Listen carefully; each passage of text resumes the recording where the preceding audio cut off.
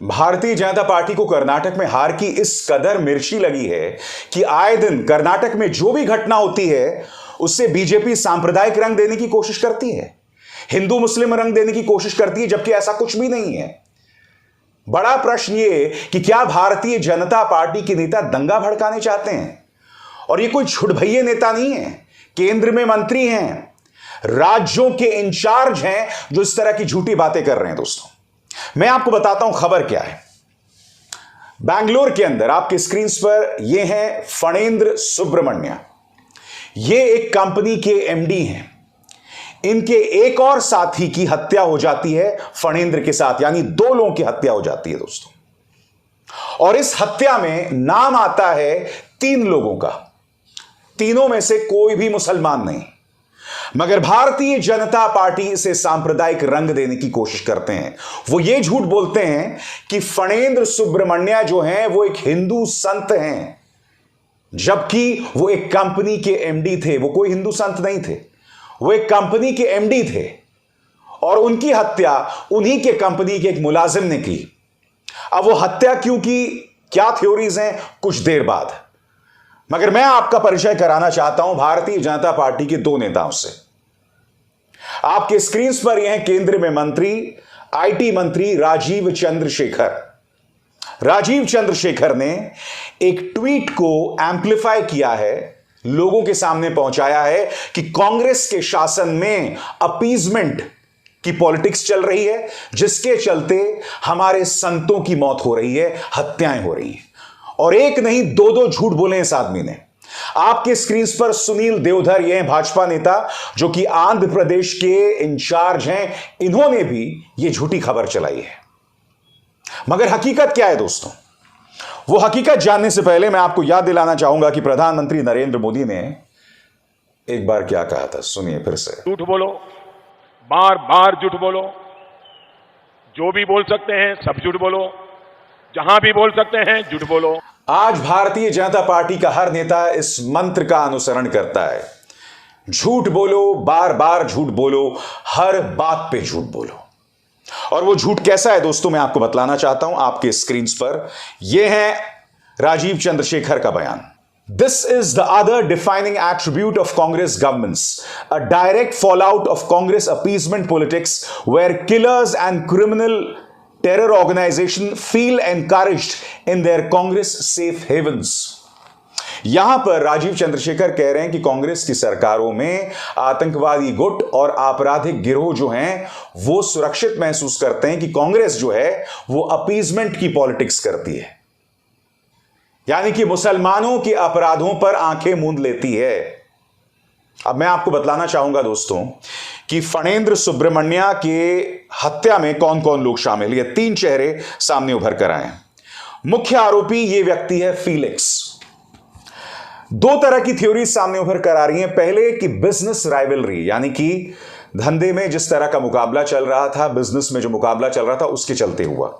मगर फीलिक्स की अगर आप इंस्टाग्राम साइट पर जाएं तो यह आदमी दिमाग से थोड़ा हिला हुआ है। याद है आपको एक अंग्रेजी फिल्म आई थी जोकर, इसका जो पूरा इंस्टाग्राम हैंडल है ना, वो अपने आप को जोकर की तरह प्रेजेंट कर रहा है।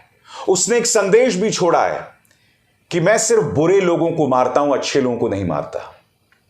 अब इस व्यक्ति का साथ 2 लोगों ने दिया है।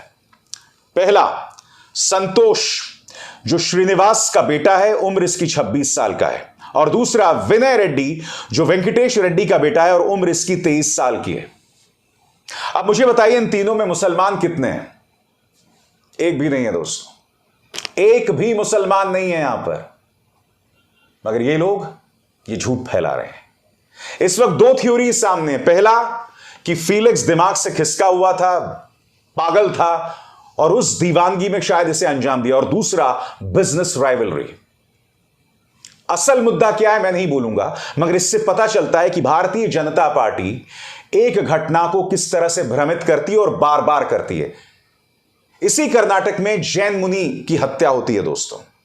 इस पर भी ये देखिए, यही राजीव चंद्रशेखर झूठ बोल रहा है, उसे एक सांप्रदायिक रंग दे रहा है।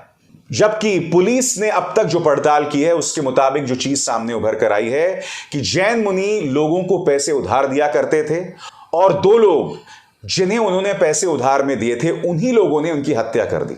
अब वो दो लोग कौन थे? एक का नाम था नारायण और दूसरे का नाम हसन।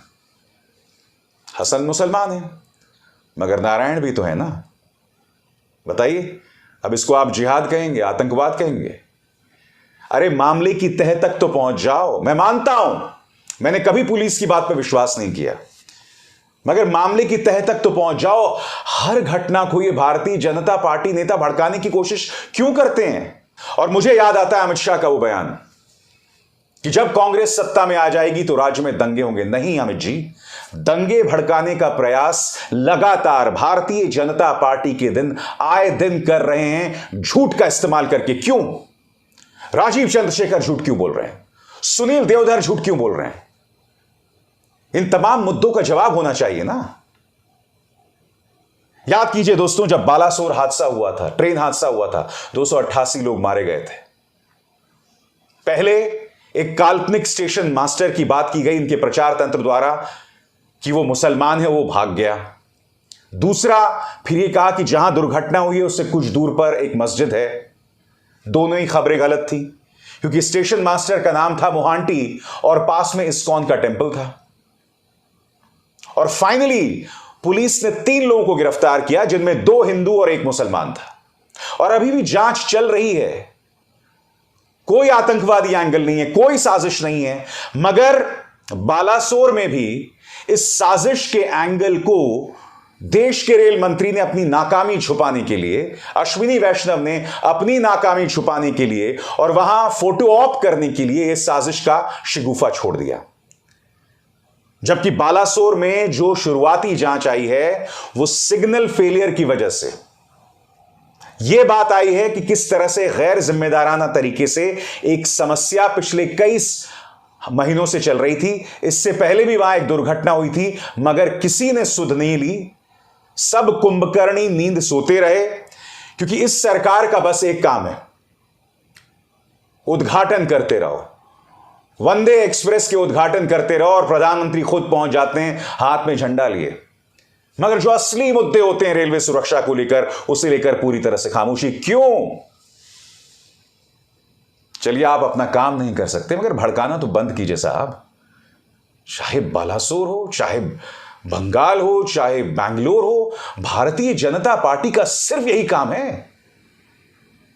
कब तक आप भारतीय जनता पार्टी से भड़काऊ जनता पार्टी बनते रहेंगे? झूठ बोलना बंद कीजिए, हिंदू मुस्लिम करना बंद कीजिए, इस देश को बर्बाद करना बंद कीजिए। फॉर गॉड्स सेक, राम के नाम को बदनाम करना बंद कीजिए, राम के लिए।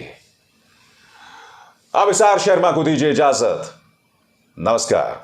स्वतंत्र और आजाद पत्रकारिता का समर्थन कीजिए, सच में मेरा साथी बनिए। बहुत आसान है दोस्तों, इस ज्वाइन बटन को दबाइए और आपके सामने आएंगे ये 3 विकल्प, इनमें से एक चुनिए और सच के इस सफर में मेरा साथी बनिए।